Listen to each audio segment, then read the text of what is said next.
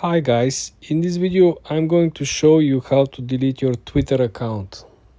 Let's launch Twitter app first.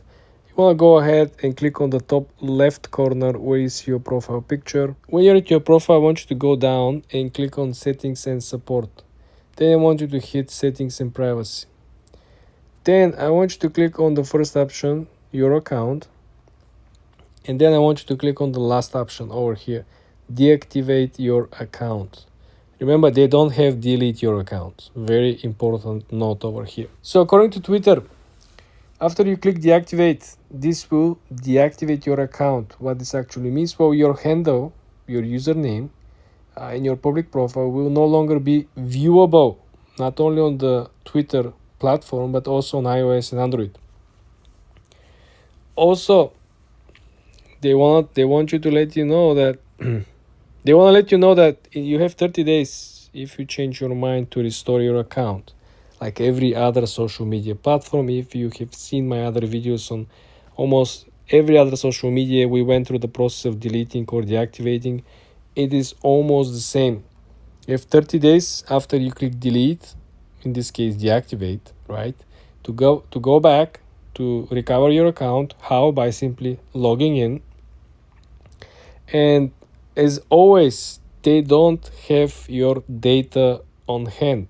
If you want to download your data, your files, your tweets, or whatever information you have stored in the platform, you need to make a special request. And according to them, this request has to be in advance.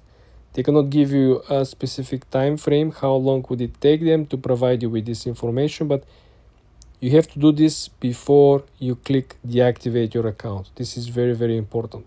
Also, if you paid for YouTube Premium, right, X Premium features,